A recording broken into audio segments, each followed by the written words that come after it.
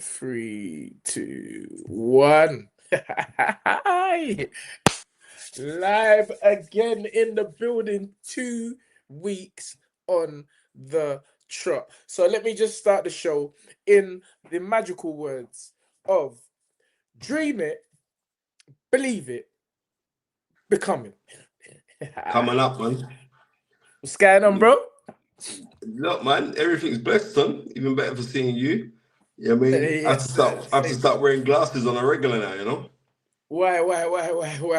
Glasses are a bump. The more you wear them, the more your eyes start mash up. Nah, you know why?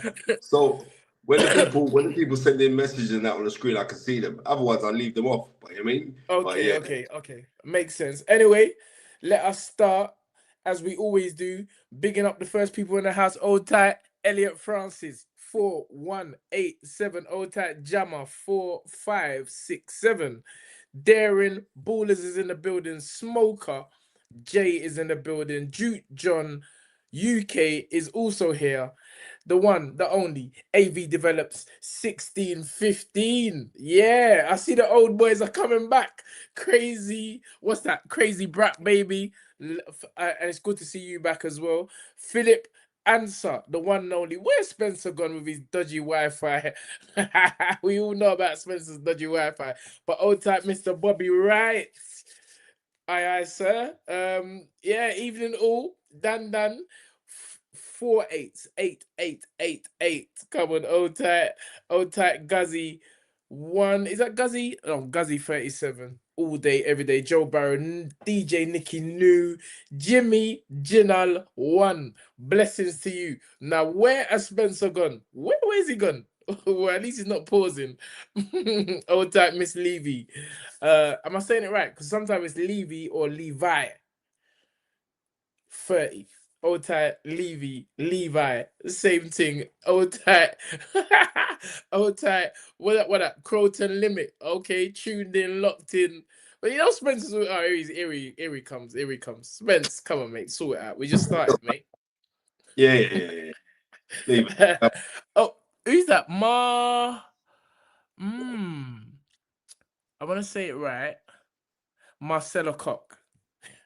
7966. Old tight.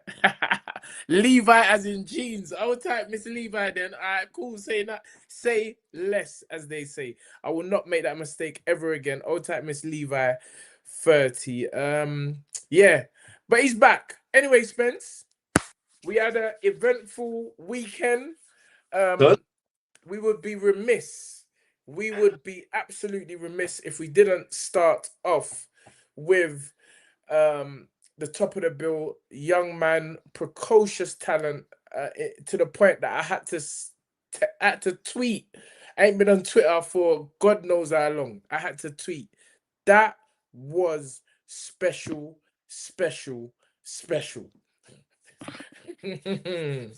What's your take on the whole night, Spence? I remember it must be about 3 years ago, and Francis came on the show. And yes. I did it with Francis. And Francis was talking about what precocious talent. That Francis is the manager, in case people don't know. Francis Warren's the manager of Moses Itauma.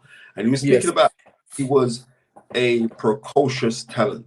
And not only the fact of being a precocious talent, but at that time they were looking to try and beat Mike Tyson's record. Do you remember that? I remember. And to see how this young man has come along is very, very vicious, because how he puts his shots together. The thing about it is this, it's not the case that he's only fast, Tunde, yeah? Because he is fast. But it's his punch selection as well. The hand fakes, the foot movement, the stepping back with the left hook or the right hook in his case. Ton, I wish we did a watch along for that fight, you know, just for the finish. It was such a great. Yeah, great talent. And the thing about it is this as well, like what I like about him more so is his balance, Tunde. Yes. Yeah. Go carry on. He stays on his sword, Tunde. That's all. He stays on his sword. I like how he puts his shots in. I like how like the balance that he shows. Like and he's very well timed, man. Because remember, this is Jermaine Franklin, yeah, that has got some concrete chin. That went 12 rounds with Anthony Joshua. That went 12 rounds with Dylan White. Yes. Right, Some people have said he beat Dylan. Right, yeah. Many people thought he beat Dylan. So this is when we're measuring up Moses Itauma, this is what you got to measure it up to say, okay, then, well, he's beating with these guys, and how did he perform against these guys? You know what I mean? And it's a very good measuring. And also it's this, it's like, you know, when you're older pro, like fights generally go longer anyway. You know what I mean? Yes. Yes. Right. When you're older pro, when you're more settled pro, right? But for him to figure out how seasoned Franklin was, because Franklin was catching the right hooks neatly, you know. Yeah. Right. After he caught the first one, but then he started to time the right hook. So Moses had to switch it up a little bit. So you know, I think there he showed his experience in terms of dealing with a southpaw or trying to deal with a southpaw, but ultimately it was the speed. The speed was too much to the point, and I knew he was going to get knocked out the next round. He went back. I knew he was going to get knocked out the next round. He went back to the corner and said, "Bro, the speed is too much. The speed is too much. I can't." And the corner man actually had to, you know, the cameras and the microphones picked it up where they said, but the corner man said, "Bro, don't worry about all that. Don't worry about all the speed." But he was worried. He was worried about his speed because it was phenomenal for a heavyweight. And as you say, and to make matters worse, he's a southpaw. To make matters worse, he's a southpaw. So I cannot remember in recent times, definitely, but in times gone by, where we have such a skilled, heavy-handed southpaw as young Moses. I just can't remember. I mean, Michael Moorer, I feel I'm going on record to say that Moses is more skilled than Michael Moorer. Tunde, I'm not disagreeing with you. Yeah. Trust me. I'm gonna bring some big argument and bring out some next man from Patties. No, sirree. I'm in total agreement with you. I remember ages ago, I said, like, the skill set that he's demonstrating, yeah. I remember I said, I think, like, his repertoire, man could say that it's better than Mike Tyson. I remember saying this on the show. You said, "What, Spence?" I'm just saying his repertoire this time here, I think, you know what I mean? You did say that. I remember when I was having you up. I was like, bro, you can't say that yet because the young man ain't really done that much yet. Yeah. But and still there is a lot to go. I'm not jumping the gun.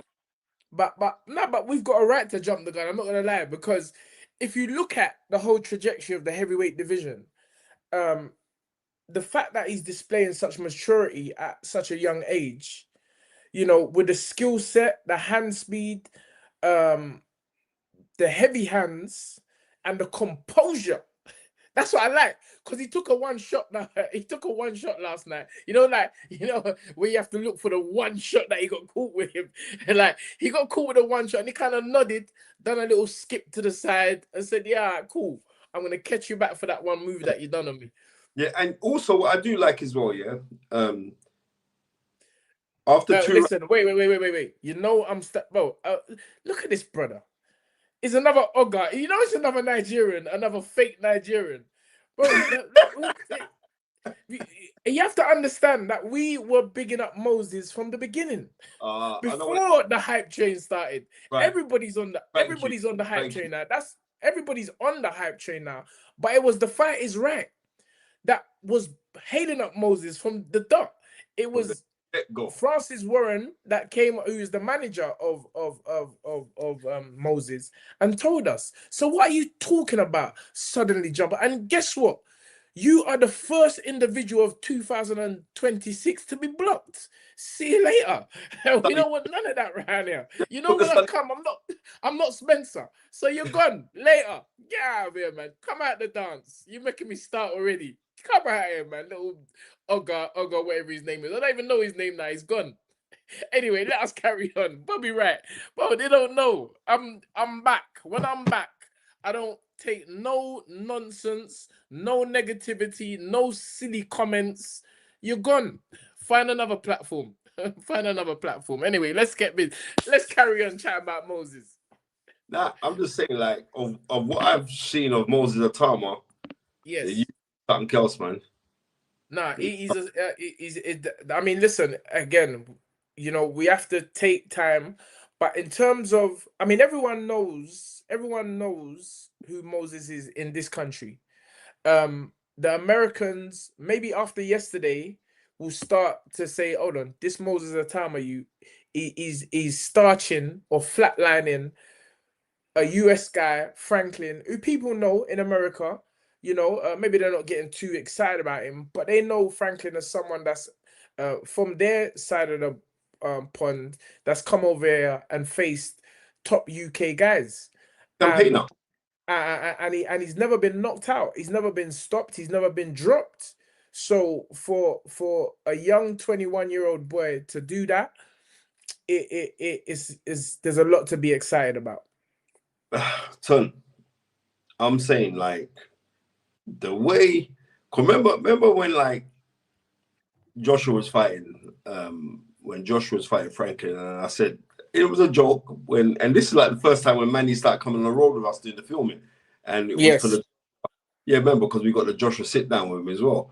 Yes. And I said, if Joshua don't stop my man in 6 rounds, he should open a jollof rice shop and sell. Right? What we saw yesterday is what I thought Andy Joshua could have done to him, but we have to remember is this: it's like, I'm going to say this again. As you get older in your career, you don't go out guns blazing so much and all the rest of it. You're more reserved because he's so young. He's got that youthfulness, right? Because don't get twisted, Ton. I ain't gonna lie to you. After the second round, sorry, I thought he was looking a bit tired. No. I watched the replays, and there was, but tired. Not tired, I think when people look at boxing, they have to understand what's going on. Sometimes it's just the occasion, it's the anticipation, and it takes a few rounds before the engine gets going. But yeah, I mean, and he is going to have, I'm not going to say, I'm going to say he's going to have the same questions that was asked of a young Mike Tyson, where Mike was starching these guys so early, they wanted to see him go a full 10 rounds or a full 12 rounds.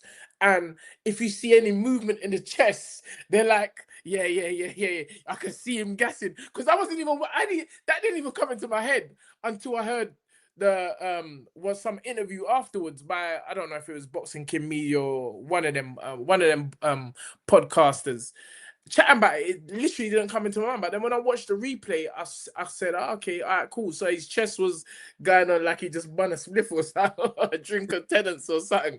But it was nothing. Ain't nothing to worry about. I'm quite sure young Moses can do those rounds comfortably. But the problem is, are we going to see someone good enough to stretch him to the rounds what he ultimately is going to need when he gets to the top level? Well, he's at the top level. He's number one in the WBO and he's number one in the WBA. I think he's number one. But him and Fabio, they're not going to be fighting anytime soon, right? So you have to look at it. Usyk is the WBA champion. We don't know what Usyk's doing. He's fighting that little Karachi man in Egypt. So yeah. But then he's got to fulfill his mandatory and I think Usyk's got the what belt has Usyk got? The WBC?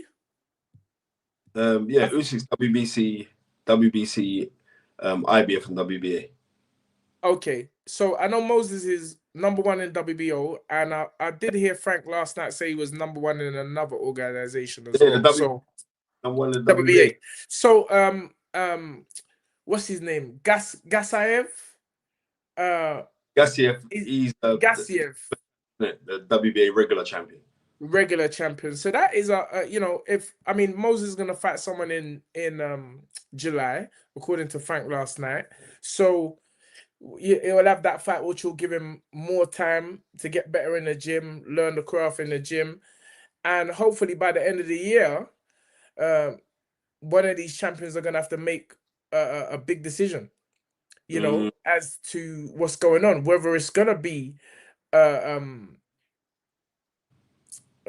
Usyk, or you never know. If the money's right, it could be Fabio or it could be Daniel Dubois. I think what they're hoping for, even though they're not saying it, is Daniel to lick out Fabio and then make that match.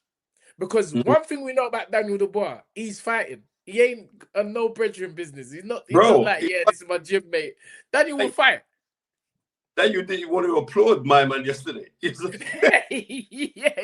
But you know, Daniel's just a warrior. Daniel's a warrior. Daniel is not like, and you know what? Fair play to him, because I believe that's the way you're supposed to be in this sport. There's no friend. There's no friend. The minute you start the friend business, you end up in a Mike McCallum situation where you are the better of the two and you can't get that money fight. Yeah, you know, you ain't gonna get it. And Mike McCallum said it. He said he used to bust up Tommy Hearns in the gym every day. He used to bust up Tommy Hearns in the gym, but you know, Emmanuel Stewart would never allow that fight. So I don't know that. I'm not saying that that's the case with Moses and Fabio, but the young man wants to be champ. There's no denying that. The young man wants to be champ. And even when I heard him yesterday chatting to Steve Banks, he's like, but come on, man. No one don't believe Usyk's beating me up. That's the confidence. He's saying, bro, he'll break up Usyk. And I'm telling you, his hand speed, the way he's punching, the footwork, the in and out. But let's not forget, Usyk is the master footwork tactician. And very heavy-handed as well, and he's fast. So it will be an incredible fight, one that they may be forced to take if there's no one really available to fight Moses. Yeah, but you know what? As I'm just looking at this, and I'm keeping it totally 100. Yes. Remember in 1986, yeah. Michael Spinks defended his IBF and Ring Magazine belt. It was 86, right? Against a guy called Stefan Tankston. He was like the former European champion, yeah? And and Michael Spinks broke it up. But on the undercard of that, yeah, Mike Tyson, the former cruiserweight world champion, Alfonso Ratcliffe, yeah? Yes. And even though he was on the undercard of the World Heavyweight Championship fight, yeah, all of the gusto, all of the hype was about this young man, right? It was about, right? And I can legitimately see the same thing, like because he had a good crowd yesterday in Manchester, you know. It was their Magnificent Seven. It was a really good show. That was a good show. I enjoyed the Magnificent Seven. But just to see how, and he's rambunctious, because mate, you know when you're young, innit? When you're young, you feel like you're invincible. Yes. And he brings that to the ring, and that to me, that is what is so brilliant about the young man, you know. I'm just gonna be real. I personally, looking at the landscape, I think there could be one or two more fights before we're talking about Usyk. That's my personal opinion. I would like to see, because there are still good names. There are middle-aged miserable said, Ruiz. Andy Ruiz is a good scalp. You know, he's another one. That's a good fight. Ruiz? This young man or this person, middle-aged miserable. He said he would love to see Itauma Ruiz. That would be a really good fight for him, you know. It'd be a good fight. Another ex Anthony Joshua opponent, you know. He beat Anthony Joshua, and then obviously Anthony came back and done the business in a rematch. But we've done the matchmaking again, Spence. Don't be surprised if you hear Itauma Ruiz in July. Let the people know that we made that match go. Whoa! But I'm gonna click part right now, because no. We gotta give credit where credit. We gotta give credit where credit's due. It wasn't really us. It was actually middle-aged miserable who made the fight live on the Fight Is Right. So big up middle-aged miserable. Come on. Tunde, I'm gonna be real with you. Yeah, Andy Ruiz would be a good opponent for him. Yes. I mean, former unified heavyweight champion of the world. A man like he's got 2 losses on his record and a draw. Yes. Right? Big Baby Miller gave him a draw, but many people thought that Big Baby Miller won the fight. But Andy Ruiz would be a good scout. But did you hear that? What's the Anderson Big Baby Jared Anderson is fighting under undercard. He's signed with Frank now. He's signed with Frank Warren and Queensbury. I think it's a co-management. It might be a co-management because he's top ranked. Yeah, but he's on their he's still on their thing in conjunction with top rank. Yes. So we've got that synergy now as well. Yeah. So maybe they'll try and line him up to fight Moses.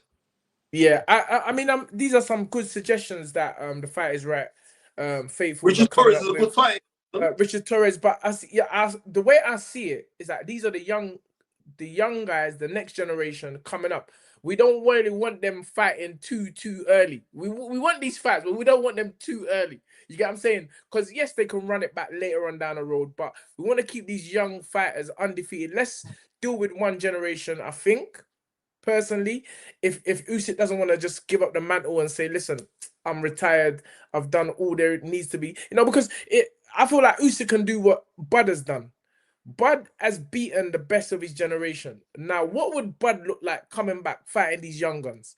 It don't make no sense. You've done everything. Unless you haven't achieved what you set out to achieve in the sport. Then yes, you've got a right to continue and feel that, you keep on going after that mantle. But I feel like with Alexander Usyk, he's beaten the best of his generation. So give up the belts, let these young boys fight for it.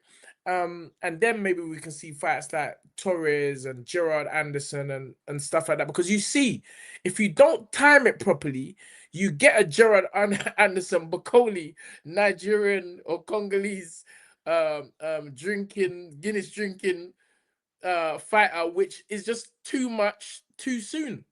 No matter of the skill level. Before Gerard Anderson fought Martin Bacoli, people were talking like he's the next thing. He's the heavyweight version of Shakur. Yeah, but you heard when the fight was announced, right? I remember Spencer Brown phoned me, so we made the fight, but he can't say nothing until we announced it. And as soon as they announced it, I phoned Jay Prince. I said to Jay Prince, don't take that fight, brother. And Jay Prince laughed. Nah, he's up for it. He's good. I said, all right, then you'll find out. Right? I remember. I said, they should have never have taken that fight. But not only that, and it's not me gunning Gerald Anderson because I like it. I like the young man. But when I'm seeing him do that cry business with Roy Jones, And Luke, I see your question, bro. Don't worry, we'll get to that. But it's not that time right now. We're gonna answer these questions about AY. But AY is back it's not even to answer no question. AY is back. We all know he's got another fight left with Turkey. Answer free agent. So whoever, bro, it's got to be the answer at that stage. Big fights. It's only big. We're not none of this come back down and fight these man that's just coming up, that's around the corner. But Ant's all about big fights and has always been about big fights, and that's why he's been in so many massive fights. So yeah, Ant's back training very, very hard. Done that London mini marathon thing on Saturday. So the boy's fit, the boy's ready, and I'm very, very excited. So that's as much as I feel I need to say about AY on today's show. But yeah, back in London doing his thing.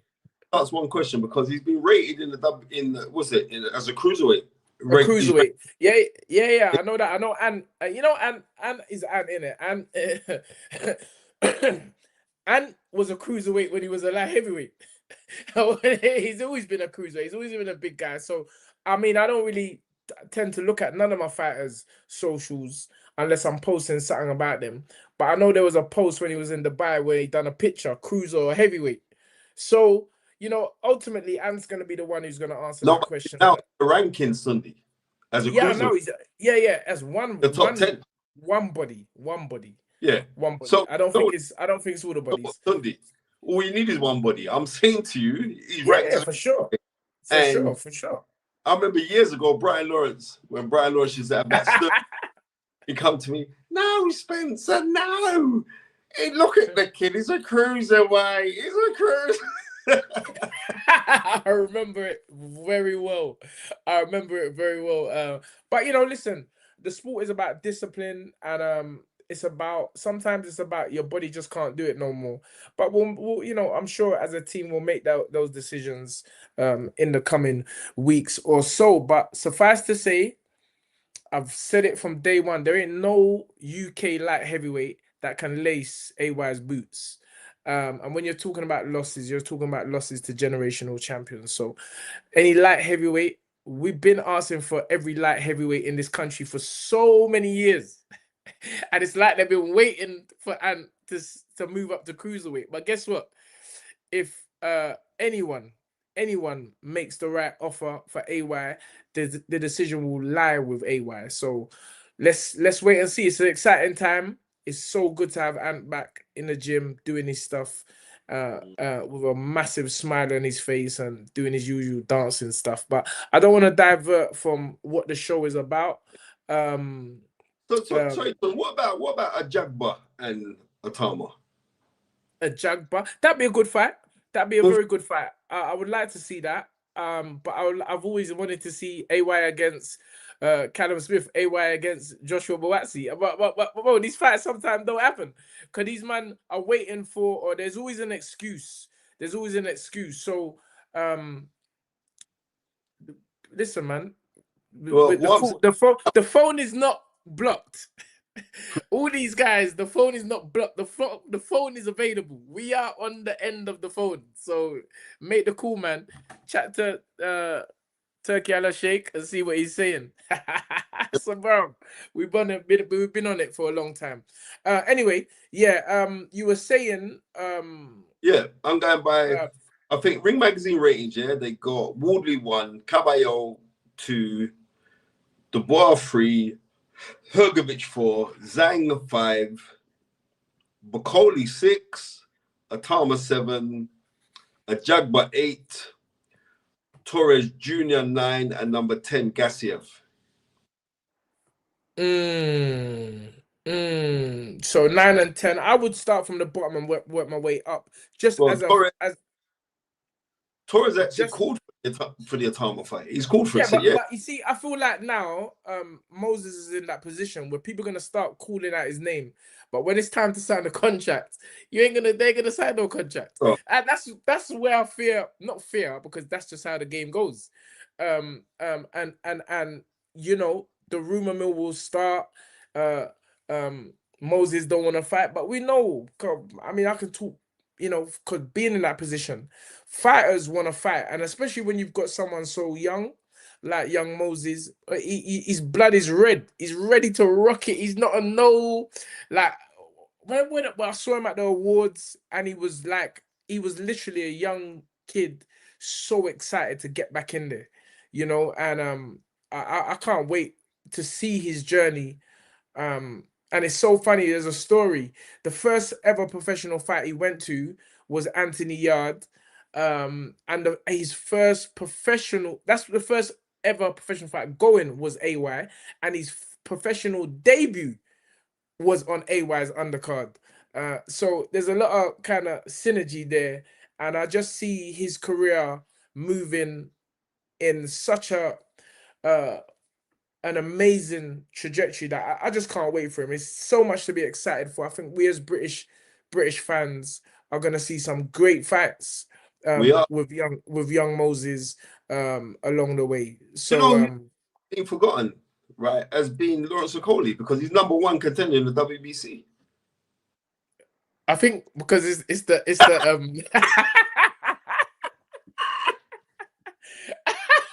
Bro, you know who let the words come out my mouth? No. But I don't know. Maybe it's the stout belly. Maybe it's the stout belly. People are not taking Lawrence serious, but I can vouch for Lawrence, my brother. Lawrence, he's just got one of those personalities where if you think Lawrence is coming in there to mess about, he's coming there with full confidence to take a man out. I did read a comment earlier about, I'm going to be biased to Moses because he's Nigerians. We all know Nigerians run the heavyweight division. Come on now. To the point even Dubois claiming Nigerian. Listen, Fabio Wally, he's got the Nigerian blood in him. Anthony Joshua has got the Nigerian blood. Jollof Joe Joyce has got the Nigerian blood. Who else? Who else haven't I said? I've said AJ, Jollof Joe, Dubois claiming Nigerian heritage, Lawrence Okoli. Who else, man? There's bears of them. Now we got young Moses. That's five of us. Jack Bar as well. Jack Bar, that's six. That's six. The six of the best. Six of the best.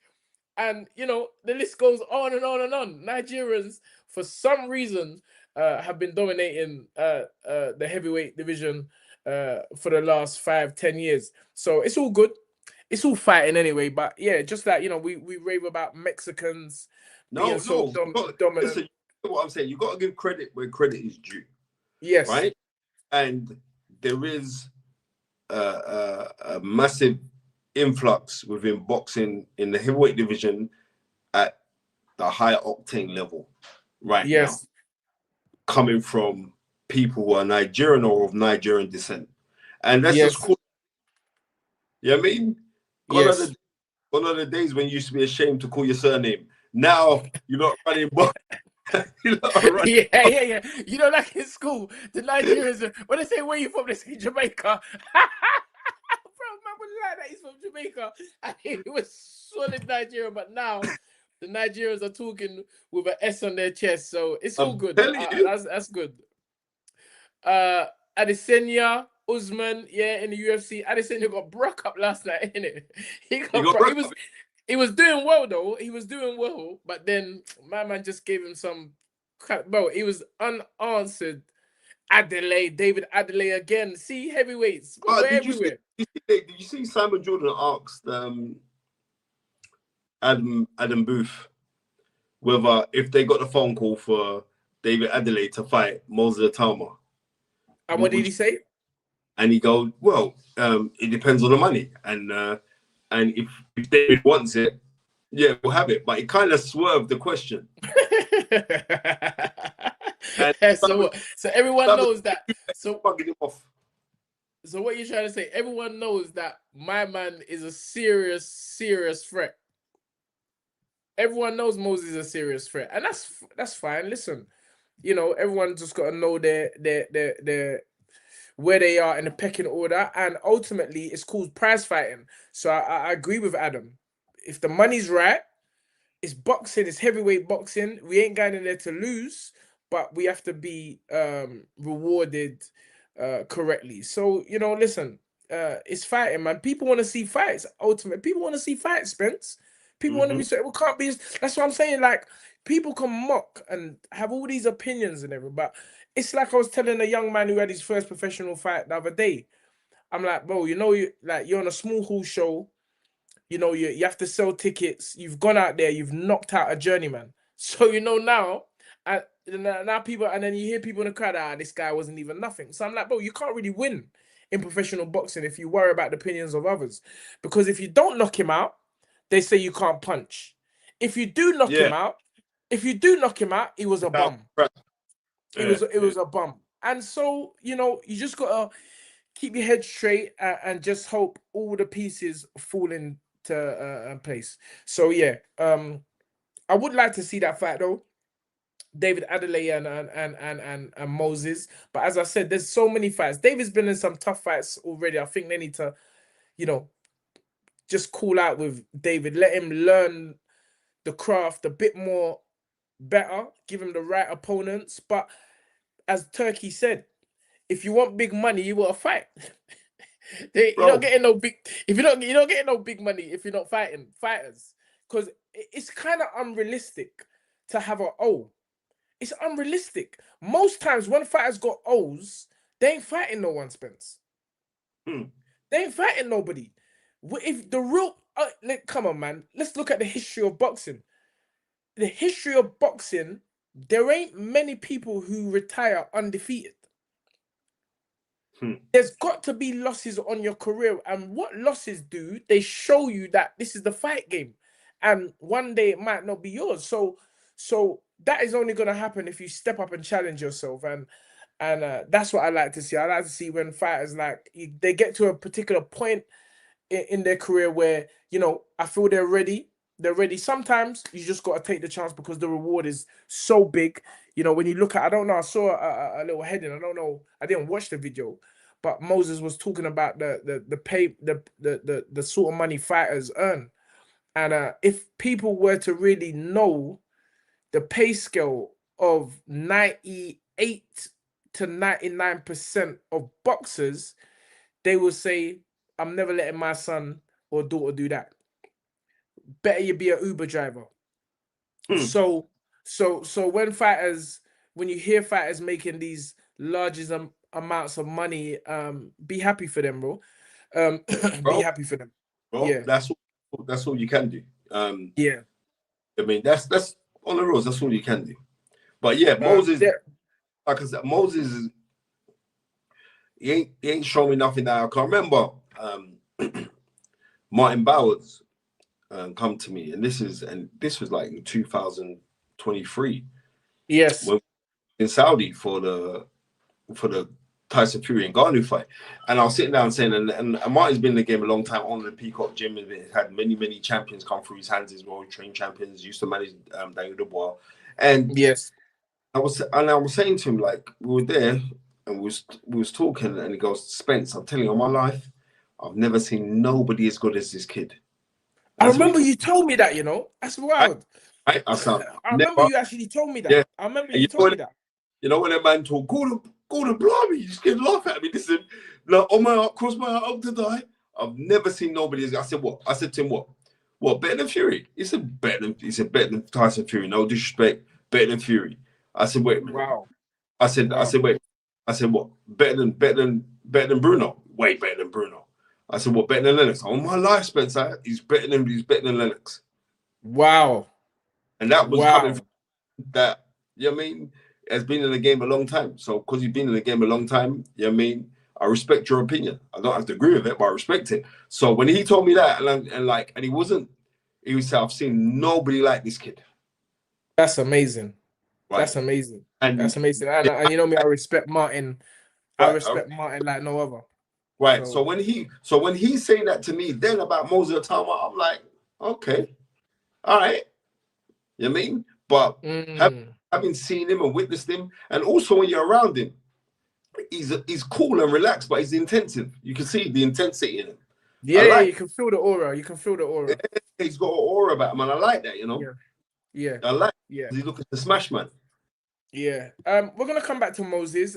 Let's keep it on this side of the water. I'm hearing rumors that Conor Benn Prograis is off. How true or false is that, Spence?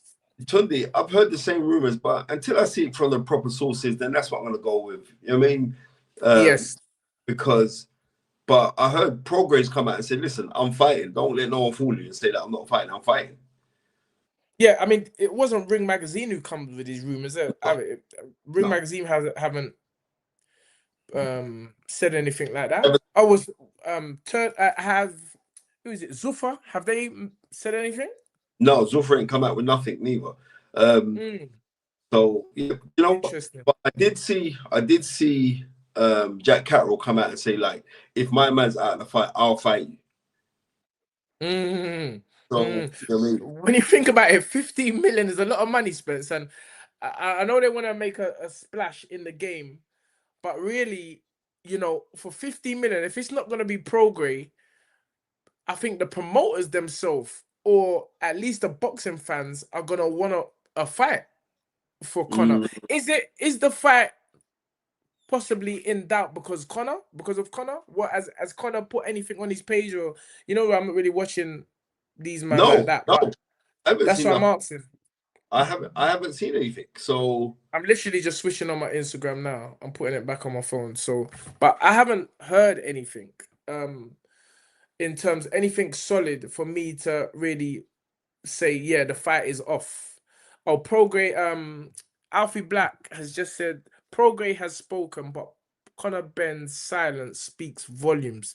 This is what I'm saying. So I'm wondering, is it something on Conor's side why this fight might be off? You know what? I don't know, but what I have seen is like Eddie Hearn said a couple things. Eddie Hearn said a couple things about Connor and that, and you don't know, you know, it's boxing. You know what I mean? All right, let's move forward.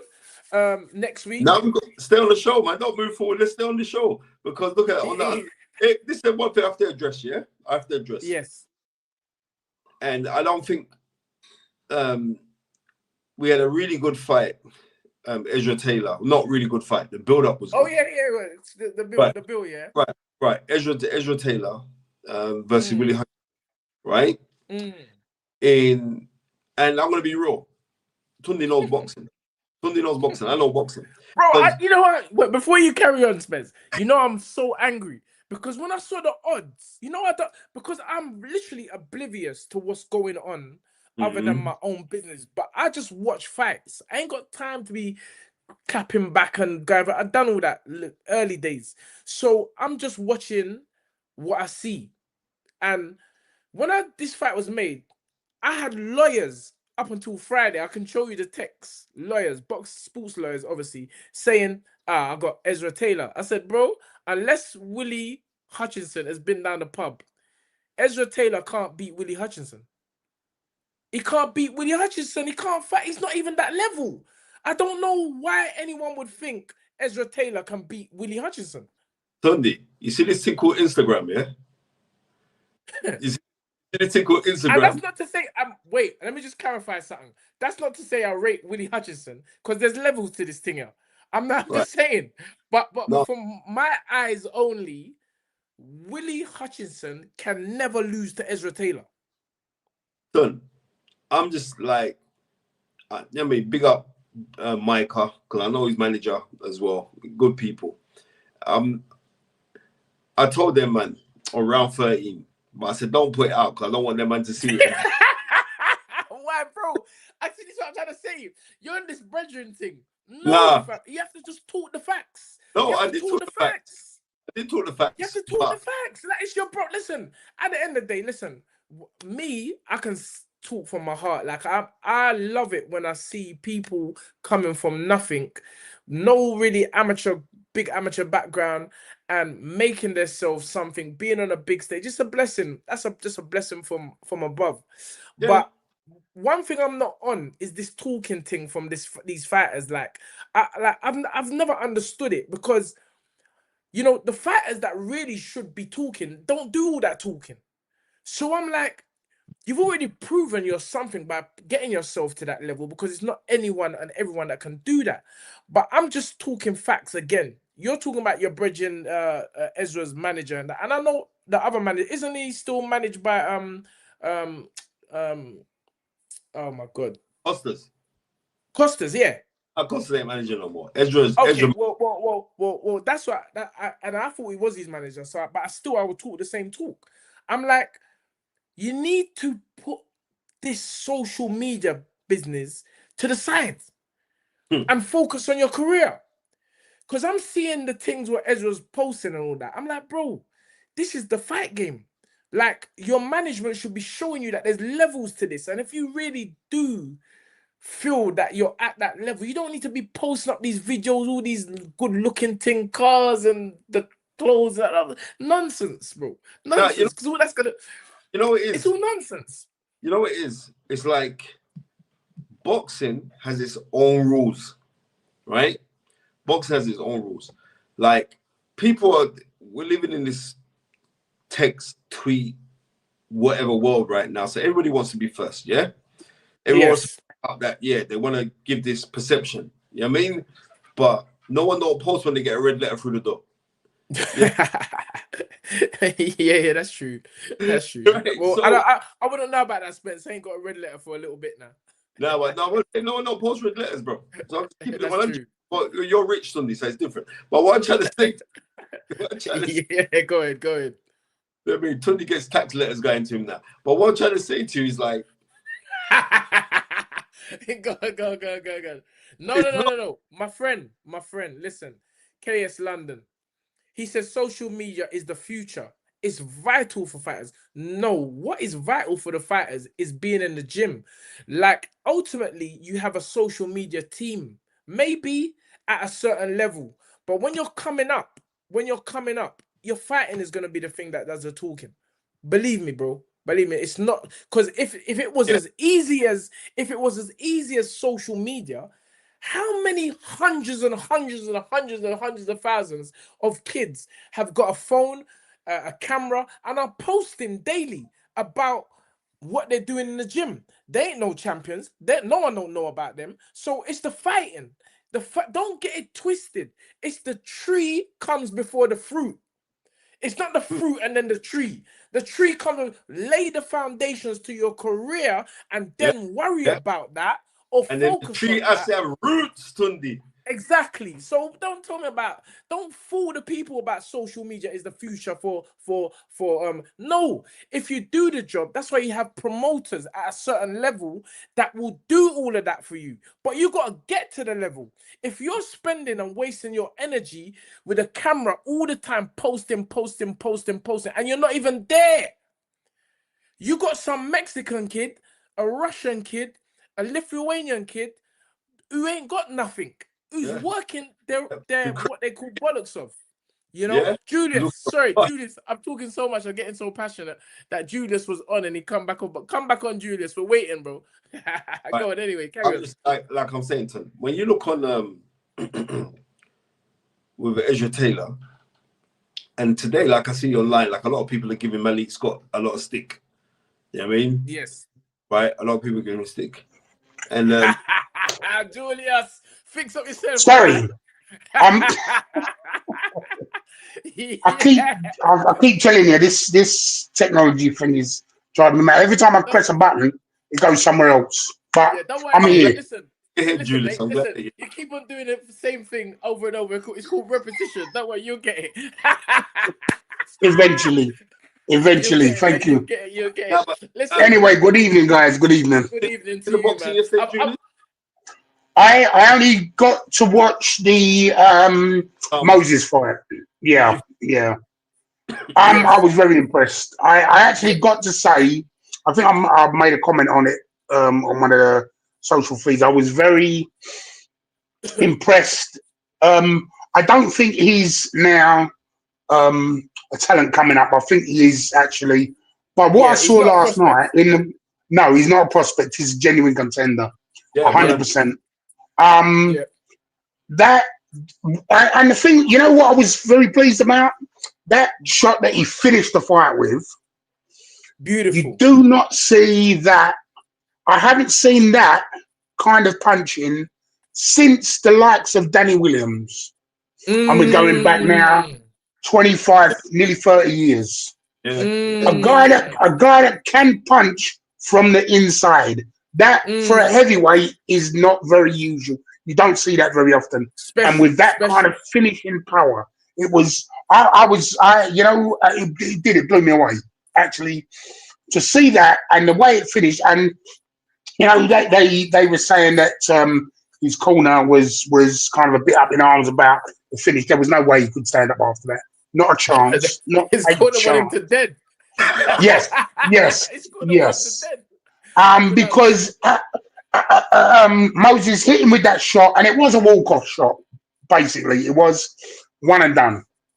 Even though he slapped him with the last right hand, but that it was finished. It was over. It was clean as you like. Yes. It was absolutely. And not only the finishing of the fight, but the way he went about his business, shot picking. Even when what's his name? Martin was covering up on the ropes. Yes, he was just tapping him, looking for an opening. Tap, trying to find out. He's trying to, size him up, and set traps for him. And it was just fantastic to watch. It was just absolutely fantastic to watch. Yeah, we never saw just a guy going in there swinging. No, we saw calculated butchery last night. God, artful butchery. And that's right. Yeah. 100%. You're right, Drew. As we were saying just before you come on, that the skill level that was showed last night, that's not normal. Wow. That ain't. No. That's special. That's special. That's a special talent there. And sorry. I've seen over the last couple of days certain things like with Moses coming out, like little interviews he's done over the time as he's been progressing, and he talks about his amateur days, the early amateur days, and what drove him to be where he is now. Some of the things that drove him, and I think me personally was forgetting and not taking into account how good of an amateur fighter he was. When I say elite, he is on that level of an Usyk type of eliteness as an amateur fighter, which is brought directly to seeing that fight last night into the professional game. The skill level was absolutely, it was second to none. Yeah, I think that's. I mean, what can we envision next, in your opinion, for young Moses? Is he ready for that ultimate step up of Alexander Usyk, or are we looking at maybe the winner of Fabio Dubois? Fabio Dubois. Yeah, that Fabio Wardley and Daniel Dubois definitely he could step into that. He could step into that with the performance the way he performed last night. That's, for me, is a given fight. That should be a given fight.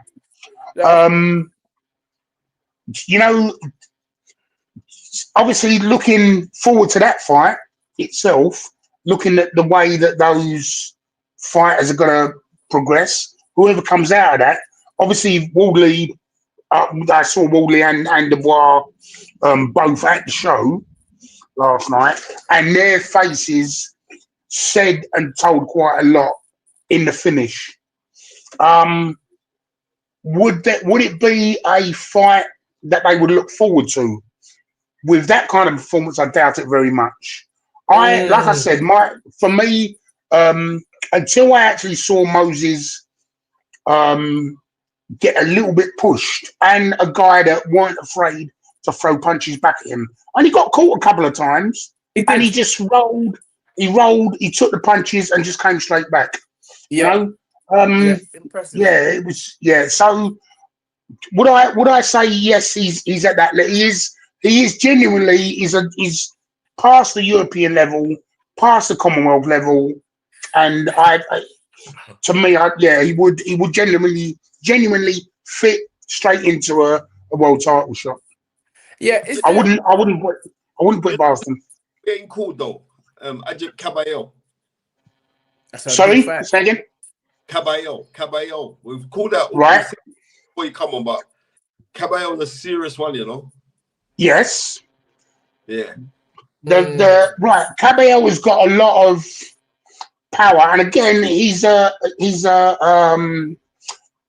quite a good amateur career as well. Yeah. What I saw with Moses last night is he brought a lot of that amateur finesse when he was sticking out his jab. His jab was going up and down, looking for those shots. Does Caballero fight like that? No. He's more of a stand and really sit down on his sit down with his punches and sit down on his feet. Obviously, he's got a great jab. He's got a great right hand. So left hand and right hand. He's a left. Well, he's a left-hander. He's a pull sider. So two southpaws, are very, very difficult to beat for normal heavyweights. Yeah. If you don't know how to fight them, there are things that you can try and negate their right hand with your right hand. Yes. But the way Itauma fights, the way Moses fights, it's very hard to read. Very hard to read. Because when you attack him, he just counters with a quick yes. hook. And he's got good feet. And that check hook that he has is that's the problem for the fighters that's trying to try rush him. And I was impressed with the body punching last night as well. Because when he went down to the body, it was like, hold that, boom. You get what I'm saying? And he just normal, just hold you out with a jab. But he's literally Right. he's doing boxing 101, but he's doing it at such a high speed. It's the speed, Julius. It's the speed. It was, yes, yeah. It's It like was. Roy Jones has got his It's so. hands down there, but you can't do nothing. Because the speed, Yeah, it's the speed of Roy. As and as a guy that's how much did he weigh last? He's 17 plus stone. He's getting bigger. Even when I Now saw the one thing, yes, he's getting bigger. The one thing I like about him, even as a 21-year-old, he's back. And I was saying to some people today, his back is filling out, so he's becoming more of a man, as it were. But he is still a kid. Yes. He is still a kid. We've got to remember, he's still a kid in the light of things. In the boxing world, he's still a very, very young man. And he's I saw the way his back was filling out. He's getting those lumps and bumps in his back where those muscles are filling out. He's not such a little bit of a chubby kid anymore, you know? And that is what helps deliver that punch, and the way he delivered it, coming right through from the floor, all the way through his hips, all the way through his shoulders. You know, it was that finishing punch is something special. Yeah, and that's coming from the man's on there saying, is that the ex-boxer who cap out the man that box bar? Oh, for God's sake, why? Why? Bro, no, what I'm trying to show, man. Man's thinking that you need but what I'm trying to say is Julius has established himself as a fighter. You, a little so-called roadman, didn't realize that this man that was doing security is the ex-British champion, and he got what he was asking for, mate. He got a Julius special. But yes, to the guy who said, is that the bouncer, ex-boxer? Yeah, definitely is the one, the only Julius Francis. Is he alive and direct? Don't watch that. Anyway, Spence. So I mean, for Moses, let's not be mistaken, Drew. There are a lot of good fights out there for Moses before Usyk. There are loads of heavyweights, and it's whether they are willing to step up and fight. That is the question. It's not that they're not there. There's many. There's Frank Sanchez. There's the Nigerian who they're all Nigerians, the best heavyweights. If you're a Jagbar, you talking about a Jagbar? Yeah, a Jagbar. Frank Sanchez. Caballero, Coley's there. I don't think the guys over here want anything to do with him. Well, that's what I'm saying. That's what I'm saying. I don't think they want anything to do with him. Yeah, you could be right there. Very, very right. And if they do, the rewards got to be massive. That's how they look at it. Yeah. The only man, I'm saying it on record, the only man that will step up and fight young Moses is Daniel Dubois, because Daniel don't business. Daniel's not on none of that. Daniel's but still, Daniel's got to get through his next bout, though, isn't he? He's still got to get through this next because again, Fabio is no mug. Yeah, but you know what? I mean, again, I'm not really in tune of odds and odd making everything, but I was talking to Spence in a week, and Spence is telling me that, bro, everyone's got Fabio winning this fight, and I'm like. Am I watching? Maybe I'm watching the wrong thing. Or maybe I'm looking at Daniel from the Daniel that I know in rose tinted glasses. Maybe, but it's for me it's a 50-50 fight. Bro, genuinely a 50-50 fight. One thing I'm telling you, Fabio can't take them right hands what he was getting from Justin Huni from Daniel Dubois. No way, Jose. But can Daniel receive those right hands that Fabio landed against, say, a Fraser Clark or even Joseph Parker? Well, let's get it right.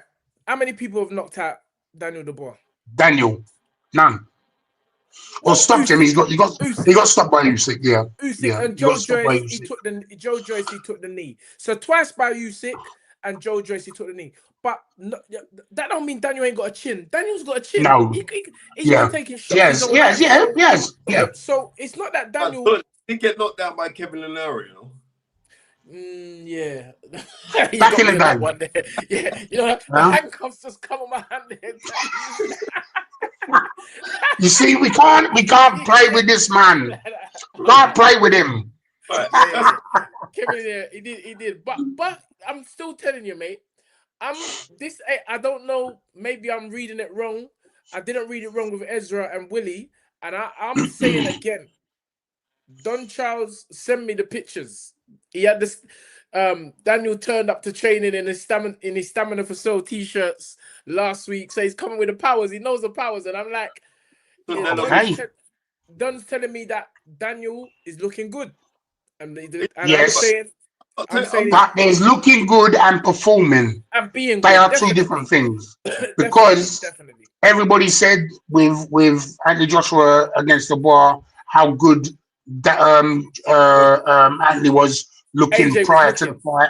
Yeah, AJ was looking. Yes, Everybody said how good he was. Wait. Spencer came on the show chatting nonsense, bro. Spencer's like, bro, I went to the gym, yo, and I'm telling you the sound of AJ's punches on the bag. I've never heard nothing like that in my life. I'm gonna be real, yeah. I'm gonna be real. Yeah? Stop. I'm good about them. He was in beef. Spencer was in beef. You know, that's what I was telling myself. Okay. Boxing, you got to keep boxing. Keep it real. It's not personal. It's not personal. Everyone is entitled to their opinion. Everyone has a right to be wrong. It's the fight game at the end of the day. Sometimes you make decisions based on your familiarity. Emotion. And emotion to the person, but ultimately, I mean, I'm not staying on no fences because you've been a fighter, Julius, and you know that when you face that defeat, you know, like your closest brethren will be like, I knew he was gonna lose anyway, mate. Boy, you know what? That's the sad thing. Boy, Julius, how you make the man beat you? How you make the man beat you? And I'm saying, I'm looking at him saying, don't make me swear, but why? What do you think I went in there to let the man beat me? No. Like, the same you understand? The same barbershop that you cut your hair. Yes. Yes. And I was supporting you. Running you down. Running you down. Yes. Egypt boy, met mum punch him. I'm like, yes. So there's no friends. Yes. There's no friends. You just have your opinion in boxing. Yeah. Sometimes you're right. Sometimes you're wrong. Sometimes you're like, you know, like when you're in a tough fight and you know your back's against all your friends are like, good luck, mate. Good luck. You know when they say good luck, when they say good luck, and it's saying, boy, you know what? When he got, and I heard this a lot, especially when I fought Pelle Ring, and they were saying, boy, Julius, you know when he come out, we looked at him and we looked at you and said, boy, you know what? I was at that fight. You know? That was at you. He was finished. Yes, but my guys are saying to me, boy, Julius, this is after the fight done. They said, boy, when he come out, we was looking at me and said, boy, look like Julius is in for a hard night. You know what I'm saying? Bro, Tell you now. What? I was in Manchester. Who is that guy? I was in Manchester. I was on the raised ringside level against you against Tyson. And bro, I was saying, come on, Julius. See when Mike come out to 2-pack, I said, mate. Right? Boy, I could laugh now because it's over and done. But boy, I'm telling you, I was like, come on, bro. This is the man's name. This is Julius. Then Mike come out to, I don't deny it. I'm a rough rider. You know what I'm fucking me. I said, oh bloody hell, mate. Why is he could have done that for? It was. But boxing is a. It was. Yeah. It was. This is a sport that we love. It's a sport that we love. What's that? KS222 says, Tun, when is talk time with Tunde coming back? I know. You know what? So many people have asked me about that. That's a good question because it is and was a side of the show which talks about other issues, you know, mental health issues and stuff. Yeah. I'm sure. Obviously, I've been, last year was a very, very busy year for me, contractually, fight wise, and just training. But it's definitely something that I do intend to get because there's so many issues that people face in a day in, day out situation. And, it's great having guests, people, of different fields. And yeah, I'm going to try hook that back up, God willing, if I get some time. But thank you for the contribution.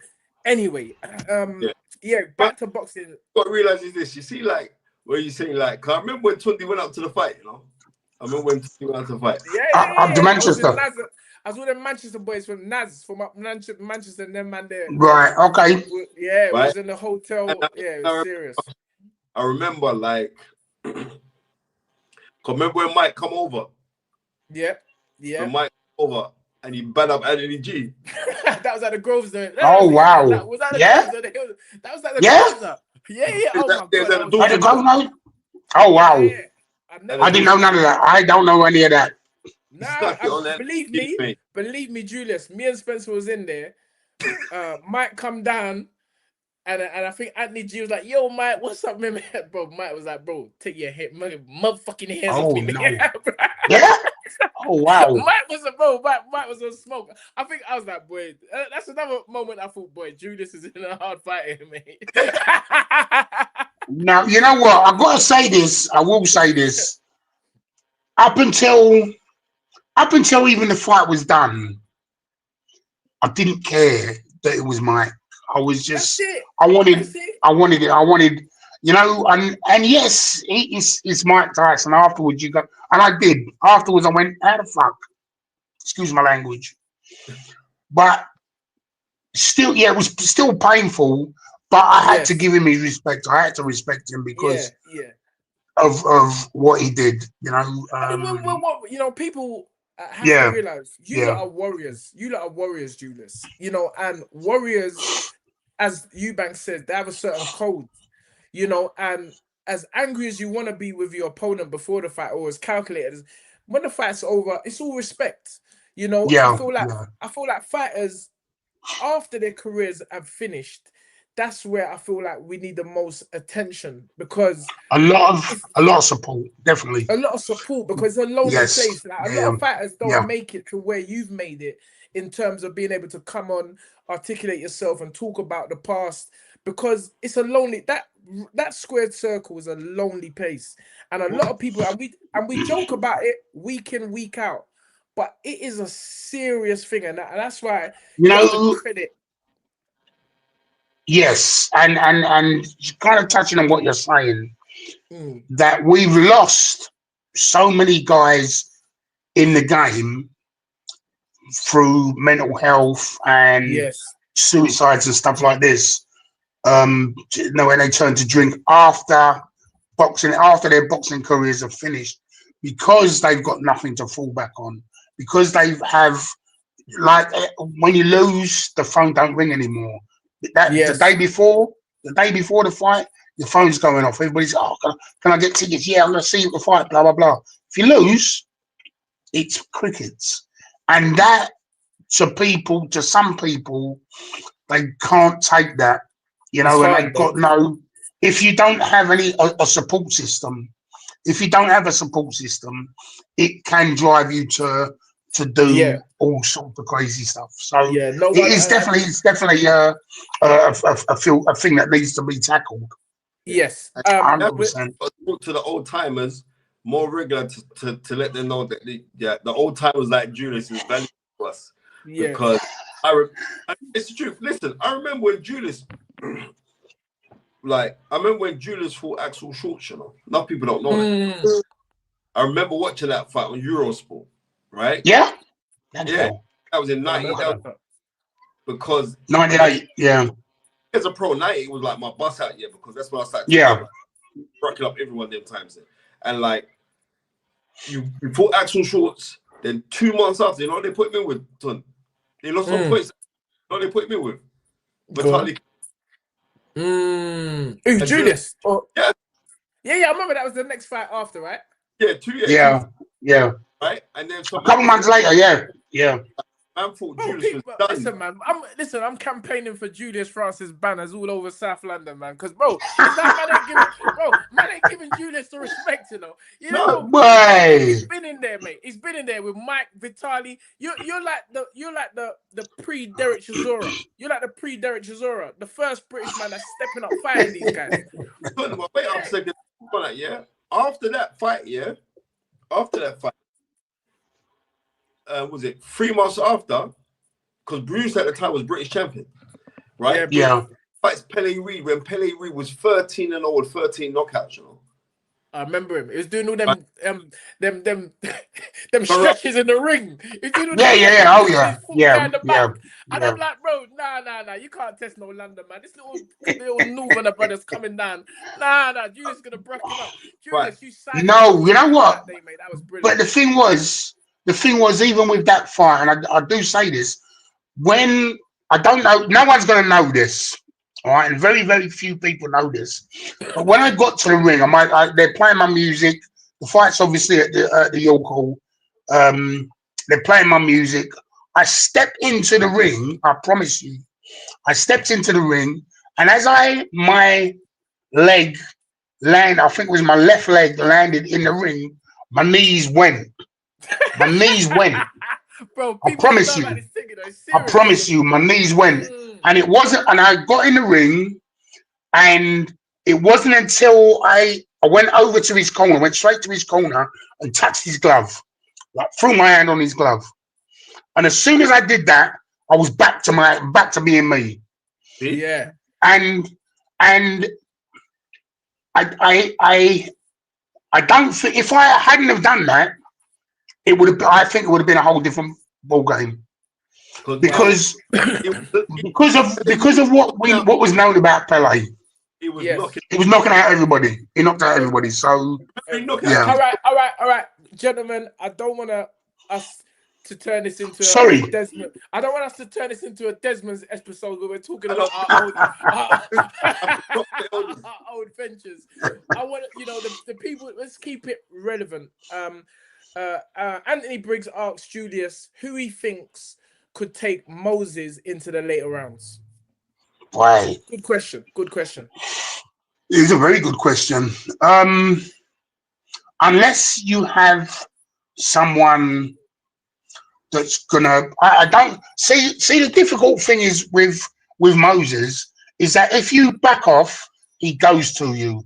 If you pressure him, he drops. He slips. He steps back. He comes back with the punches that he does. So it's very difficult. And I can't. And I was watching the fight last night, and saying to myself, right, and it's gone 3, 4, 5. But as you were saying, he was hitting Franklin up the belly and hurting him and pushing him back.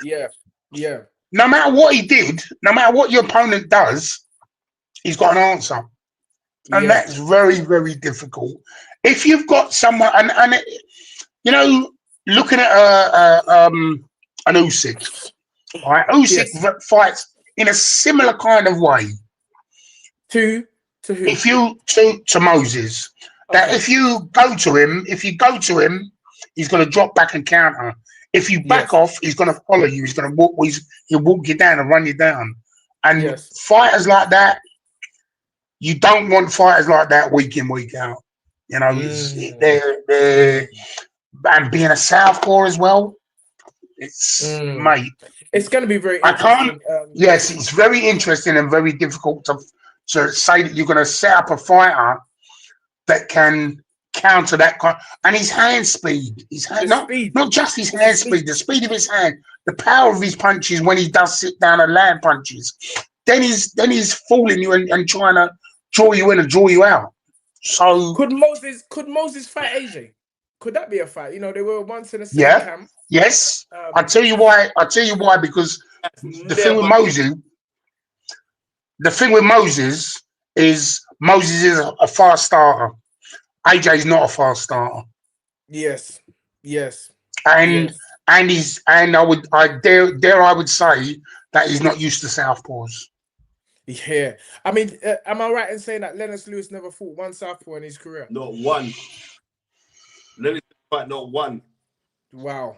Which the strange thing is, I think a lot of fighters, even if they were, and I'm going back to that time, even if they were southpaws, they would talk to box orthodox. Change up man's name. Yes. That's what they. They don't do that in Cuba. Yeah. And if you take, I'm telling you, study this thing. Most children the first time they ever box, they're southpaws. They go in the southpaw stance. Go and just watch because the next fight. because they go their strongest hand first. Yeah, Yeah, and it's yeah, certain teachers that change them to be yeah, left-handers. You know, so it's a mad fact. You just look at most yeah. kids that babies. They'll stand with their right foot forward first, which is I realized that years ago, and so for some reason, you know, people Because you are go not letting. dominant first, don't you? Yes, yes, That's what you yes. think. You So, think and you if you think look at a lot of the, dominant first. if you look at a lot of the champions today, they're southpaws. You know, and In the lower talking of weight a south divisions. in the lower weight division, now talking of a Yeah. southpaw who is just a wrecking machine, is the young Mexican American, the towering Inferno, Sebastian Fundora, who put a beat down. Bro, he beat up Keith Thurman so bad last night. Keith Thurman's face was purple, and Keith Thurman was still saying the ref shouldn't have stopped the fight. I'm like, mate. But Sorry, I didn't see any of those fights last night. Julius Francis, he's 6'5", you know. 7. Fedora's 7. 6'7". 6'7". 6'7". Yeah. And he's a 154-pound fighter. It's not even fair. It's not fair. So hold on. Is that a welterweight or something? Is it light middle? Light middle, 11 stone. And he's 6'7". And he's a 6 foot. serious fight. Most people think that you can fight in when you try to fight inside with him, he's a brilliant inside fighter. He throws uppercuts, everything. 6 foot. Someone's saying 6'5", but boy, he looked more 6'7" to me last night. But he is just an incredible fighter. He's been stopped once, and I think but he's improved so much. He gave the other southpaw, what's the boy who got beat up by Erickson Lubin? He beat him up. He disfigured him. The guy is just a phenomenal fighter. Yeah, he got hands. He's got very, very good work rate as well. Isn't 154 the belt that Josh Kelly just won? Yes, Josh Kelly won. Was that 160? Was that 160 or 154? Nah. You don't want to fight that, brother, because you can't hit him. No. You have to jump up in the sky. You have to jump up in the sky to hit him. It's mad. It's mad. But yeah, we like to keep it. See Keith Thurman at junior middleweight. Yeah, he looked big, you know. Keith? Yeah, Keith Thurman. But is he short and stocky though, isn't he? Yeah, but he was a bit short and stocky. Yeah.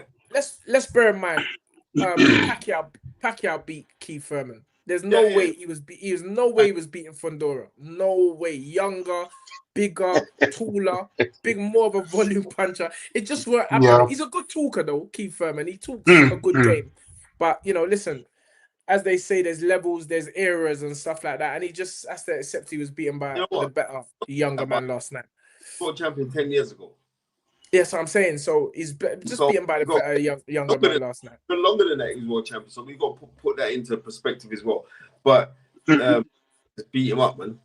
Let's go back to the London scene, though. I don't think we really touched on Wilder against Chisora. Well, it's Saturday. Next Saturday. Next Saturday, yeah. For them. Before we even start, let me just say a massive big up to TCU, who are actually sponsoring the event. You know what I mean? TCU, okay. Yeah, it's a copper mining company, and the first ever copper mining company that has its own token backed against copper. So I've got to give them a big up because and big up the Sowlands as well. Big up Misfits Pro. You know what I mean? Because they're patting you. Tunde, you want to go down there? Where's that? For what? For the Chisora? Yeah.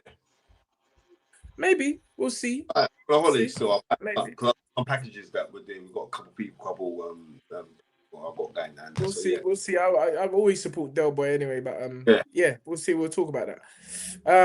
Yeah, but I mean, look, how do we actually see this fight going? I mean, both of them they're warriors, they're icons in the sport. They fought. Well, I don't know about Wilder, but I know Derek has definitely fought everybody. I'm still checking it that this is the same day Chisora that fought David A. Was that at Right. West Ham? That was at West Ham. West Ham, yeah. It was at West Ham. Upton Park. It was at Upton Park. Upton Park. Upton And Park, I yeah. remember Yeah, it was Upton Park. Derek stopped off at McDonald's to get a burger. No, he never. Bro, No, he Derek never. Please don't tell me that. Derek stopped off to get burgers at McDonald's on the way to the fight. I hope he never ate burgers before the fight, because Derek's a legend. Derek's different. Derek does things before. At least now he's eating the Five Guys after the fight and not before the fight. Yeah. So big up. I remember being at that fight, and I did actually call it. I did actually call it 5 rounds. Yeah. I just felt David was too sharp and fast, and again, as much as Derek is a warrior and he came to fight, David Hay has, for the size of the guy he is, he has unbelievable punch power, or he did back then. Unbelievable. I sparred with David for a good long while, and he could punch. Yeah, but I remember David ABA finals. Remember he got knocked out by Courtney Fry, and that was a shocker. Courtney Fry. Yeah. No, it wasn't Courtney Fry. No. Courtney Fry. Jim Twite. It was a London ABA fight. Yeah. It couldn't have been the Londons, because Twite was from somewhere else. I think Twite was from somewhere else. But it was just a shock to everybody. It was the ABA semis. Yeah. But David was starting everyone in the amateurs. Yeah. He was just phenomenal fighter. I remember sparring with David for a while, and he could dig. Yeah. And he could fight back then as well. And that's what he could have a fight. You know what I mean? Good looking chap. Yeah. David will have it out, mate. He's coming rocking. He's a great fighter, But anyway, Derek has fought them all. Drew and Spence. He's fought them all. I was there in Germany in the corner with him when he fought the Klitschko. Mate, he's just a warrior. He just loves to fight, and I was so happy. I was there ringside at his last fight for the Otto Wallen fight, and he just threw one of his cricket balls. You know, I like to call him the he just throws the overhand, and the way my man flew across the ring, the power of it. Derek, I forgot, it might have been Dave Allen that said Derek Chisora is probably one of the hardest punches that he's been in there with. I'm sure he said that. Derek has got one of them fudding punches. The question is going to be is, what has Wilder got left? And what has Derek got left? And me personally, I'm going to say it here, I'm going for a Del Boy stoppage before 6 rounds. Del Boy is going to stop my man before 6 rounds. Yeah, trust me. Someone said the same thing. We're on the same page, mate. We are on the same page. Jermaine Sterling, he believes Chisora stoppage inside 6 rounds. Are we forgetting that they were comparing Wilder at one point to a harder puncher than Mike Tyson, which I said was BS? How are you gonna? I just don't know where these people are. I think that was because of the way he was starching people, though. Because you remember, who was the guy that fought AJ? And AJ, they was nearly had a tear up in the field wherever they was. Medina. That man, when he hit him, he looked like he was it Medina? Was it Medina? No. No, it wasn't. It wasn't him. It's the light skinned guy. Yeah. Come on, Ton. Where do I need you? The American guy. Yes. Brazil. And AJ. Brazil. Yeah. Brazil's head off his shoulder. Brazil. Yes, he did. He twisted his feet and everything. He twisted him around like a rag doll. Bro, that was when he hit him with that right hand. Yeah, it looked horrible. It looked horrible. I'm gonna give Wilder his credit for that knockout there, and the Bermain Stevenson knockout was a vicious knockout as well. Yeah, but what I'm trying to say is this: the reason why we give so much homage to Deontay Wilder's punching power, because that's the only thing that he does good. If he had a really good jab, he'd set you up, and then but he only knocks you out. So because he only, because he only knocked you out. But I think Deontay Wilder's boxing ability was underestimated Very much so. You listen. because You're mind reading. because he did in the early days of his career have a good jab and he could work well behind it. Plus, Yes. he wasn't necessarily known as a vicious puncher. That came a little bit later, and then it seemed like he just relied on that, you know, Well, and I think it people shows feared him for it. For me, it shows how much confidence plays a massive part It in the does. sport, in anything in life. To be fair, because out of 44 KOs, out of 44 wins, Deontay has 43 knockouts. Right. That So is incredible.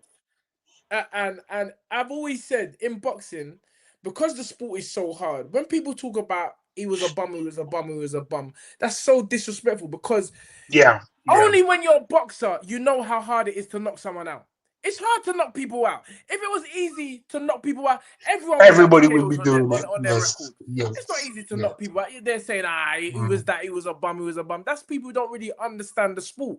As Roger Mayweather said, they don't know shit about boxing. So and what I'm saying is, yes, we go through Wilder's career and we don't see any notable names all the way, really. I think the first notable until towards the end. No. The first notable name that he fought was Malik Scott, who's getting roasted online right now. That was the first. Malik Scott is getting roasted online by these Americans. Why? You didn't see what Devin Haney tweeted? Good trainer. Devin Haney is that man. He's a garbage trainer, man. He's a garbage trainer. He's getting rushed by Malik Scott, and it's ironic that Malik Scott ended up training Deontay Wilder. So in my mind, I remember me and Spencer was talking about. He's that bro. Malik Scott was like, I'm gonna get my revenge from this bro. I'm gonna train him to get Brock up. That's so wicked, though. Come on. Yeah, Malik Scott was the first notable name at that time. Malik Scott had only lost one fight, so that was a very good win for Deontay, and he knocked him out in the first round. Have you watched that fight? Say again? Did you watch that fight, Malik Scott? I remember that fight. I can't remember it off Ed, but I remember watching the fight. It was a phantom punch. Malik Scott never got hit, and he crashed himself on the floor. But listen, a lot of Mike Tyson's opponents done the same thing. This one, it was Bruce Sheldon. All right, so Bruce Sheldon did it, yeah. Yeah, Bruce Sheldon definitely done it. He's like, mate, I'm taking this money, I'm gone. I'm running. I'm done. I'm finished. The wind went past him. He said, "No, I'm not having none of it." Yeah. That was a joke. I would have withheld his money if it was me, to be honest. So we had Malik Scott, and then we had Bermain Stevenson, which was brilliant. Yeah. That KO was different level. I think it was they fought twice, didn't they? Bermain. Did he fight Stevenson? He fought Stevenson twice because he beat him unanimous decision, and then he rematched him. And that knockout was vicious. I remember that was in the first round as well. So that's why they was talking like this guy is just a phenom. Gerald Washington, 5th round KO. Chris Arreola, another good knockout. Knockout was. So Julius, watch this. Hold Who's that? Malik. Yeah, Malik. I'm trying. Yeah. What? The punch don't lick him, you know. Nah. That was that hit him on the top of his head. It hit him in the center of his head. That didn't look like the normal Deontay Wilder. Watch this slow motion. Because he went straight in. 1-2 straight 1-2. Yeah, 1-2. No. But you know what, Spence? We know about the spiritual side of this and the aura of individuals. Yeah. The aura of Deontay Wilder, and I'm talking firsthand. When I was there in I think it was New York. I think it was New York. The first fight was in New York, right? What was the first Tyson Fury fight? I'm sure it was New York. I was there with New York. It was in LA. It was in LA. The first fight was in LA. Because we were supposed to be on that undercard, but the fight never happened. And he's the aura of the man. I said, yeah, this is why this man's licking at people with one punch because it was palpable. You can feel it. And I guess when people get in a ring, it's the same kind of like what they were saying about Mike Tyson in those early days. The aura of him, you know, it's different. You can hear the sounds of punches. And like when I watched electric, very electric. Yeah, Canelo Alvarez against Liam Smith. We were sitting a few rows back, and the sound of the punch was not normal. It's just not normal. So that's when I knew about the aura and different types of vibrations to fights and different levels of fighters. So yeah, I mean, listen, if he can relive anything like that, Derek might be in for a long night. But I just think that he just ain't got it no more. He don't have the fight. He's not mean no more. Whereas with Derek is a nutter. Derek's a nutter, mate. Derek will fight you for nothing. Derek will fight you for no reason. Yeah, definitely that. No reason, and that is what's kept him going for so long, and why I just feel like my brother Derek is gonna do the business next Saturday. Come on, Del boy. Come on, Del boy. It's not Yeah, Dominic Brazil. Yes, he tweeted, mate. This was crazy. But you said a point, or maybe it was Spence. I remember he stepped in 1-2. My goodness, that was it was horrible. My God, he was working with something there. He was working with something there. He was working with something there because that power was wild. And that's what I'm trying to say. I feel like when people talk about Deontay Wilder, they still think we're going to see that Deontay Wilder again. That's gone. Joseph Parker exposed it. Ziliang Zhang exposed it. And dare I say another thing as well, with lots of those guys that Wilder did knock out, they were kind of at that level. They were quite tall guys as well. Derek is a more short, squat type of fighter who does come in low. So Wilder's going to have to be punching down, it seems, anyway, and maybe having to bring the uppercuts where Derek's going to be going over the top. Yeah. Well, you know what's with Derek? He writes shots really good, you know. He does. Yeah. He does. Derek is a good fighter. That's right shots. Derek is a good fighter. Always been a good fighter. Always been a very, very strong and powerful man. Massive back, and that's where I feel he gets all his leverage and power from. Just a strong individual, and but every dog has his days, as they say, and I think this is the perfect way to finish an incredible career. Both of them have had 50 fights. This is going to be 100 fights between the two of them, which that's old school. We don't even see that again.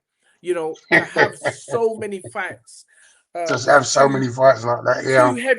Two heavyweights who at present appear to have their faculties. I don't know what it's going to be like in 10 years' time, mate, because, I don't know what it's going to be like in 10 years' time. But at present, because it's not pleasant. Yeah, it's the after effects, and I feel like it would just be a fantastic way. O2 London Arena, 100 fight between the two of them, 50 each. Boom, Derek rides off into the sunset, nothing left to prove. Spencer's convinced that he will end up fighting the winner of Fabio and Dubois. What? You know what? If Derek wins, he will call for a world title shot. I'm telling you. I can't not see it. I can't not see it. I can't not see it. If we go back five years ago, nearly 6 years ago, we go back 5 years ago when Derek lost to Joseph Parker, yeah? Yes. And I can't say on the second time. I said, well, you know what, Derek, maybe it's time to call it a day. He was talking. And he goes, no, bro. I want to get to 50, man. I want to get to 50. Yeah. He said that. And you know what? Fair play to him, because from then, you got to look and say he's fought Tyson Fury, right? And since then, he hasn't looked back. He's only looked forward. But he kept win after win after win after win. There's something about Derek Chisora. And not only that, but everything is literally about timing. And I remember ages ago, Derek always wanted to fight Deontay Wilder, Always. when Deontay Wilder was banging out, man, he always wanted to fight him. So we always wanted to see AJ against. You know what? Again, it's timing. It's just being in the right place at the right time, as you said, Spence. But you know, AJ and Wilder would have done a Wembley, whereas this fight's in the O2. Yeah. I think that would have definitely done a Wembley because AJ the and world Wilder wanted would to have done see a that. Wembley. That would have. The world wanted to see it anyway. We're hearing now the truth. It was actually Wilder's manager that stopped that fight happening. It wasn't Didn't want AJ. it. Yeah, they was talking about, but they wanted to know. They were being offered 40 million, and they wanted to know how much AJ was getting. I'm like, but what are you watching man's pocket for? Like 40 million pounds to fight Anthony Joshua. Like, who in their right mind is gonna reject that? Like, and that was the biggest fumble ever, really. You know, if you really believe that your man could have beat AJ. Sorry. No worries, mate. Yeah, if you really believe he could have beat AJ, you deny that's a great fight there. You deny that's a great fight. But it is what it is. Next Saturday, we're gonna Dubois and but what's your immediate thought? Who do you think is gonna win that fight, Drew? Boy, the fact that if Derek wins, Derek wants to go for a world title. Maybe if Wilder wins, then he just rides off into the sunset. I don't know. It's a difficult for me. It's a difficult fight. I think did I call it before as a 50-50? Nah. So, ladies and gentlemen, Julius Francis is sitting on the bench. Yeah. I am. I think I'm going to sit this one out. Yeah, I think it's a 50-50 fight for me. Nothing wrong with that, mate. Nothing wrong with that. Spence, who you got? No, I'm going for there's a Chisora win. Yeah, I'm going for a Chisora win. 9th round stoppage. 9th round stoppage. Interesting. All right. Well, we can't forget the women. The day after, we got Misfits show. I think it's all women. Caroline Dubois, that name again, Dubois is fighting Terry Harper. She's due to break up Terry Harper. I'm being honest with you. I think that is that the girl that she disrespected her. Yeah. There was some antics going on. Yeah, there seems to be I don't know. Caroline seems to be, developing this image where she's talking down to these girls. I don't know if it's part of the, but she doesn't need to do that. Caroline is a serious fighter. Yeah, she's a serious fighter. Yeah, definitely 100%. Yeah, I mean, I like her. Yeah, I mean, that's not Misfits show. That is a Jake Paul show. Oh, Jake Paul, our most valuable promotions. Okay, yeah. Oh, okay. But Caroline's got a draw. MVP. I didn't know Caroline's got a draw on the record. Earlier. No. Against Jessamine Kamara, DTD. I don't know what happened there. I didn't even know that. Oh, bout halted due to a cut over Kamara's left eye from the head clash. She was also down in the first round. Okay, yeah. So that's the only blemish, which is not really a blemish. She ain't lost yet. Caroline ain't lost. She's the WBC champion, if I'm not mistaken. Right. And that's gonna be a good.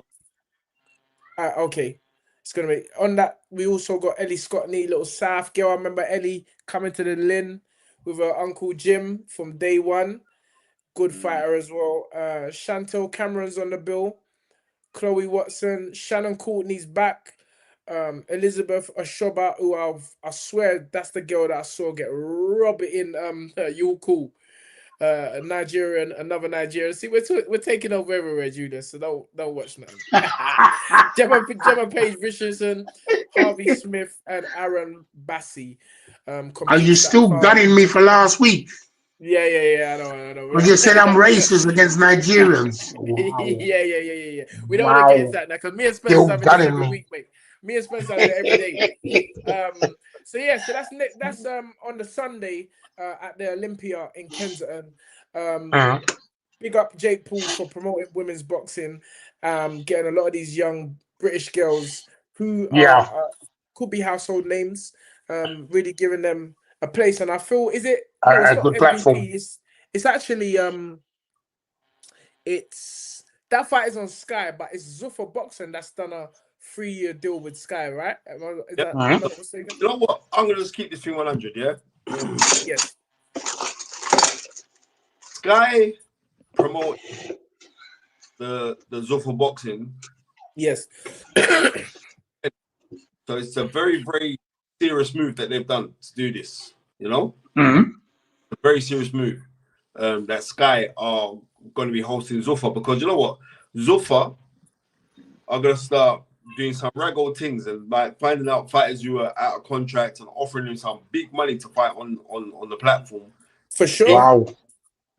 Because I know For there's sure big fighters that they got a 3-year deal. Yeah. It's a 3-year deal. It's a 3-year deal. Right. So obviously, you know, Sky are going to want the British fight, some British fighters. So it's going to be very, very interesting, especially when we're seeing the biggest promoters in the world now all under or going under one umbrella in the zone. The zone, you know, Top Rank and now Golden Boy have just signed a multi-year deal with the zone. So that's everyone. Frank, Eddie, even Ben Shalom. I don't know. That's been a bit quiet, but I'm sure Ben definitely for the last show, the Adam Azim show, which was cancelled. the zone was part of that broadcast. So really, Zuffa and MVP are gonna be the ones who are really carrying Sky Boxing. Yeah. Mm-hmm. So very interesting. Like I said, it's gonna be interesting. What's gonna happen, man?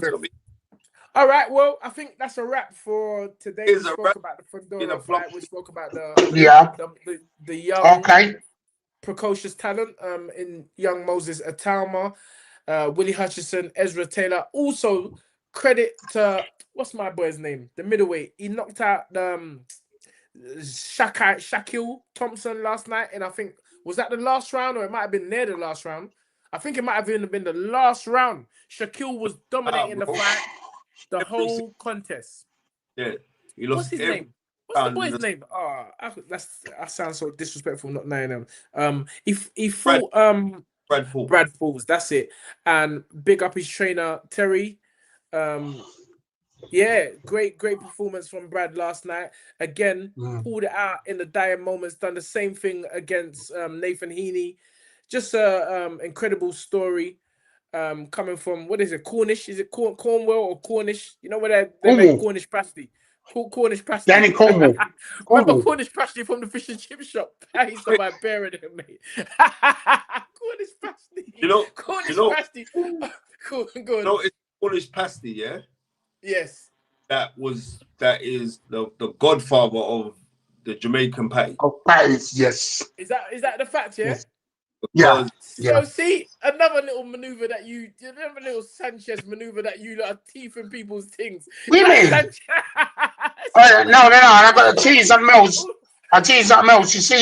You see, Jamaican patois and Cornish people, they're very close together. They're related. Well, you would say that you've stolen their blueprint and flipping made Jamaican patties more famous than it's a fact. It's a fact. It's a fact. If you listen to the twang, it's a fact. Interesting, very, very interesting. From the 1700s. So the sailors who were from Cornwall, when they were sailing across the sea, and it actually, like, the meats and that came from West African culture, and like, so they were eating it because they were like really miniature, you know that the original they were like a little snack thing. And then we made it bigger. And then when in the West Indies, we was like, no, we like the style of this thing. Let's just make it our own way. And that's what happened.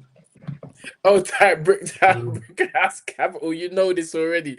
Anyway, so well done to Brad Pauls last night. Who else was on the bill? There was a young kid. Joe Gallagher's training him now. He's come from the small hall. And he the incredible one round. It's like a mini Tommy Hearns. No, don't disrespect the legends. But it was a 1 round war. It was a 1 round war ending in a stoppage. I forgot the guy's name, Lewis something, I think.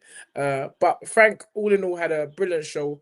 It was a great show. Just a great night of boxing last night. But gentlemen, thanks for joining us again, giving the people what they want.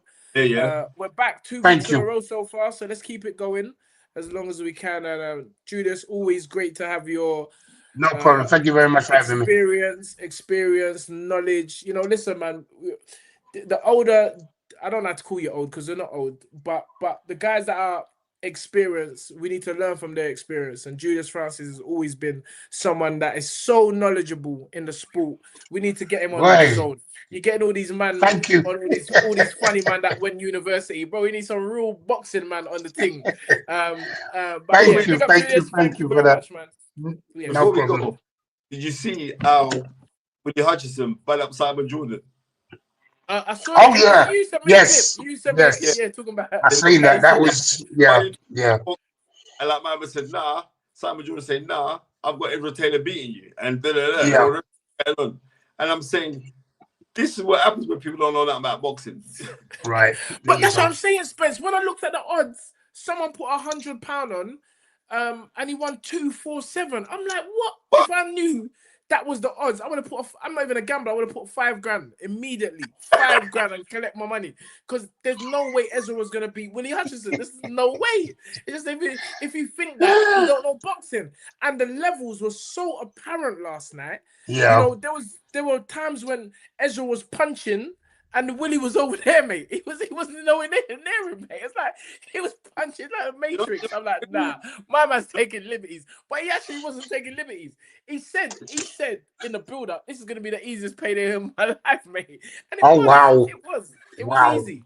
It was easy. But you know, young Ezra, I call him young. He's in his 30s, but he's young in the game. He hasn't. As he has said, and as I agree with him, there's no mileage on the clock, so we can come again. Is go back to the gym and train harder. There ain't no rocket science to this. What you was training at, the level you was training at, is not high enough. So you got to go keep going. You say that, and I see like Malik Scott getting a lot of stick online, right?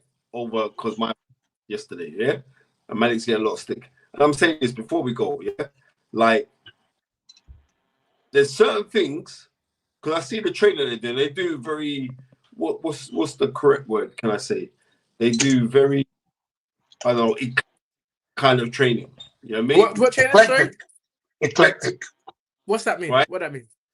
So it's not specific. It's not guaranteed. It's not geared towards a certain type of fighter. It's about going everywhere. Do a bit of this, do a bit of that, do a bit of this, do a bit of that. All over the place. Which, right? I'm saying this to Ezra Taylor if he's listening, because I know Micah, his manager, watches the show. I'm saying it's quite it's all right. Well, you try too much to be picture perfect. Yeah. Right? You overthink things. You know what I mean? Not full state. The best things that you do is like we've all thought on it. Tunde, when you used to broke up them Billy man, right? When you're in flow state, boom, Julius Francis. When you was on that tyrannical run, when you beat Scott Welsh, Pelle Reid, and Danny Williams. Yeah. Flow state. You know what I mean? When you're in flow state, like when you're trying to be too picture perfect, I see him doing some pad work. Yeah, not pad work, bag work. And my man had the laser gun. Remember the little laser things? The laser things. Like me, I'm not really. You know what? I'm not knocking no one's. I'm not knocking training. But I just think that you can't reinvent the wheel. You can't reinvent the wheel. There you go. You just can't reinvent the wheel. There you go. You do your pads, you do your bag work, you do your running, you do your sparring. If you want to, what they call strength and conditioning, I just call it belly work. I call it belly work. You can give it all the fancy damn names you want, mate. I just call it belly work. Make sure your core is strong. You understand? There you go. But ultimately, it's the running, and then it's the boxing. It's called boxing. Footballers focus on football. Badminton players focus on badminton. All the rest of the stuff is like a car where you just buy new rims and you're just driving that pecker with new hot rims. But off time, the rims make the car look rubbish. But us now, we're all fooled. Getting fooled that, man, Tunde's rolling down with his private number plate and his rims. But bro, it's the same car.